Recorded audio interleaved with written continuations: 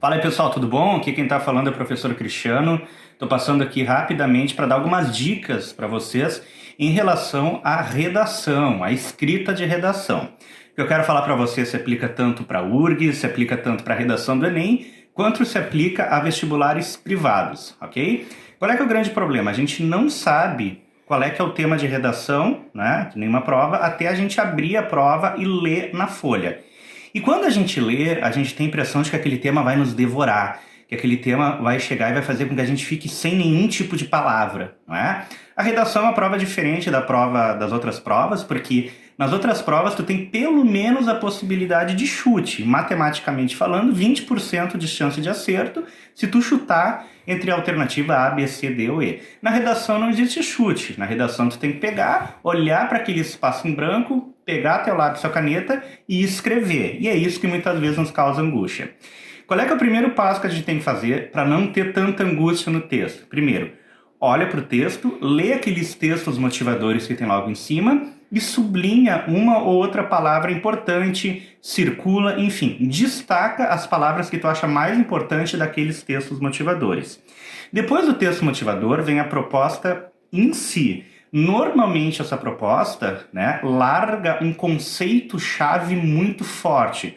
Por exemplo, o problema da corrupção na política, uma proposta bem genérica, né? Mas larga um conceito-chave, que é corrupção. Proposta do Enem de 2015, a persistência da violência contra a mulher na sociedade brasileira. Tem uma palavra que se destaca, violência. E inúmeras outras propostas que acontecem, elas sempre largam um conceito-chave muito importante. Então, leiam com toda atenção, riscando, sublinhando, circulando palavras importantes dos textos motivadores. Segundo lugar, peguem a proposta e vejam qual é o conceito-chave que ela está largando. Terceiro, se escreve muito mais redação, muitas vezes sem escrevê-la. Como assim? A ideia, o planejamento que a gente bota na cabeça da gente, o mapa mental que a gente faz sobre um tema, também é muito importante. Dessa forma, eu sempre sugiro que vocês peguem a redação e façam, seja no verso, seja no rascunho, né, que façam uma espécie de esquema com as principais palavras que são relacionadas àquele tema. Depois que tu começar a jogar as principais palavras relacionadas a esse tema, começa a passar uma espécie de peneira e diz, ó, essa palavra é mais importante que a outra, essa palavra é mais importante que a outra, e assim é que a gente começa a linkar uma ideia com a outra. Porque muitas vezes o que acontece? A gente quer escrever num impulso e se esquece que antes da escrita em si, seja do rascunho, não estou nem falando em passar limpo, vem a escrita mental, vem o planejamento. E esse planejamento é extremamente importante.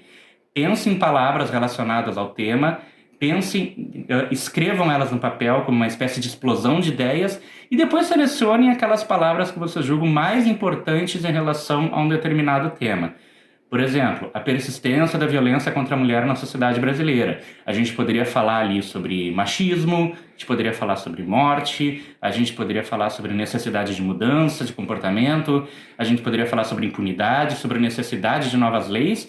E aí o que acontece? Tu vai peneirando essas palavras, vê quais delas são mais importantes e conseguem se ligar com outras, ok? Então eu queria passar aqui para vocês para dar essas 3 dicas de redação. E eu sempre digo, um dos primeiros passos para escrever é ficar tranquilo, ok? Muito obrigado.